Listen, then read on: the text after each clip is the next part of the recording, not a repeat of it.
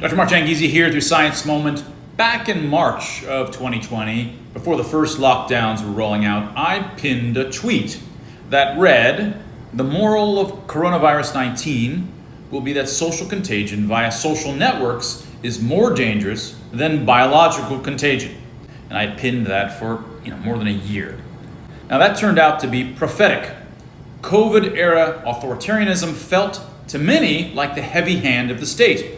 But from the start, it was clear that something subtler and in some ways more disturbing was taking shape. The real coercive force didn't come from government agents, but from ordinary citizens, employers, and institutions acting as enforcers of a moral consensus. From the very beginning, I noted that the pandemic social climate fit the bottom left quadrant of the state population tolerance matrix, an intolerant populace within a relatively tolerant, or at least a hesitant, state. Even your freedom leaders were agitating for lockdowns and masks, while governments were pushing calm in March of 2020. Few people were ever fined or arrested for refusing to wear a mask.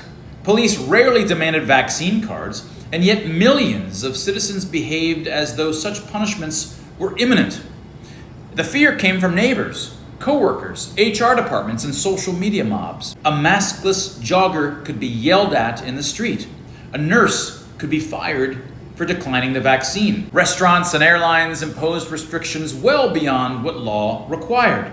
The public didn't wait for the state to enforce orthodoxy.